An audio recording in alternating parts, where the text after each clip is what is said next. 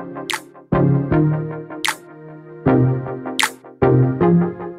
Everyone, मैं CA Shabbir आलम आप लोगों का अपने चैनल में फिर से स्वागत करता हूं। आज हम लोग बात करने वाले हैं इनपुट टैक्स क्रेडिट के ऊपर, जो कि एक जीएसटी से रिलेटेड टॉपिक है। तो चलिए शुरू करते हैं आज का हमारा ये वीडियो। और आप लोगों को अगर मेरे वीडियोस पसंद आ रहे हो तो लाइक, शेयर, सब्सक्राइब जरूर करें। So what is input tax credit?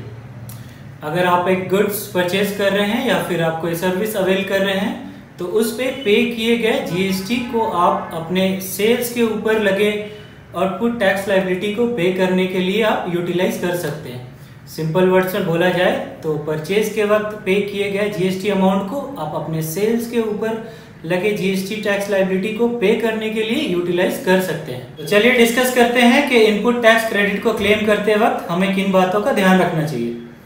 सबसे पहला कि आप एक रजिस्टर्ड डीलर होने चाहिए, यानी कि आप गुड्स एंड सर्विसेज टैक्स के अंदर रजिस्टर्ड होने चाहिए और आपने जो भी गुड्स को परचेज करके लाया है या फिर जो सर्विस अवेल किया है उसके ऊपर आपने जीएसटी पे किया है।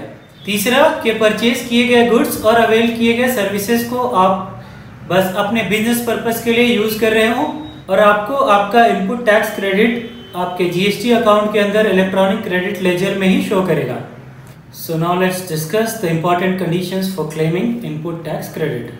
First condition is you must possess a tax invoice, मतलब कि आपके पास एक टैक्स इनवॉइस या फिर कोई सपोर्टिंग डॉक्यूमेंट होना चाहिए आपके परचेज का। Second condition is that you have actually received the goods and services, यानी कि आपने गुड्स और सर्विस को एक्चुअल में रिसीव किया हो। Third condition is the tax charged in respect of such supply has already been paid to the government, यानी कि आपके उस परचेज पे किए गए टैक्स को ऑलरेडी गवर्नमेंट को पे कर दिया गया हो, यानी कि आप जो इनपुट टैक्स क्रेडिट क्लेम करने वाले हैं वो आपको आपके जीएसटीआर 2A में शो कर रहा हो।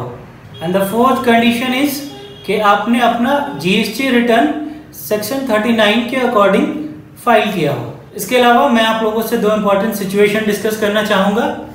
पहला सिचुएशन ये है कि जब आप गुड्स को लॉट वाइज या फिर इंस्टॉलमेंट में रिसीव करते हैं। अगर आप गुड्स को लॉट वाइज या फिर इंस्टॉलमेंट में रिसीव करते हैं तो उस केस में जो आखिरी लॉट है या फिर जो आखिरी इंस्टॉलमेंट है उसके रिसीव होने पर ही आप अपना इनपुट टैक्स क्रेडिट क्लेम कर सकते हैं। तो the second important condition is जब आप अपने परचेज ऑफ गुड्स या फिर अवेलमेंट ऑफ सर्विसेज के ऊपर आपने अपने सप्लायर को पेमेंट नहीं किया। तो अगर आपने अपने सप्लायर को डेट ऑफ इनवॉइस से 180 डेज के अंदर पेमेंट नहीं किया है तो जो भी आपने इनपुट टैक्स क्रेडिट क्लेम किया था वो आपके आउटपुट टैक्स लायबिलिटी में ऐड हो जाएगा और उसके साथ साथ आपको उसके ऊपर इंटरेस्ट भी पे करना पड़ेगा।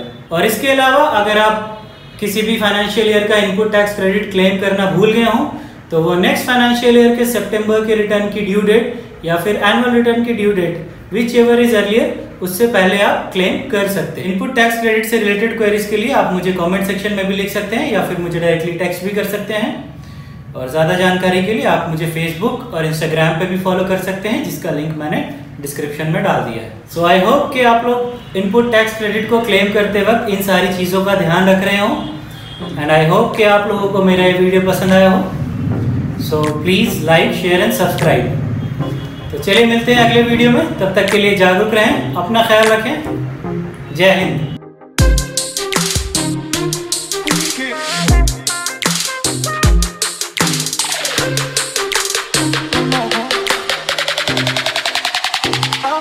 I know.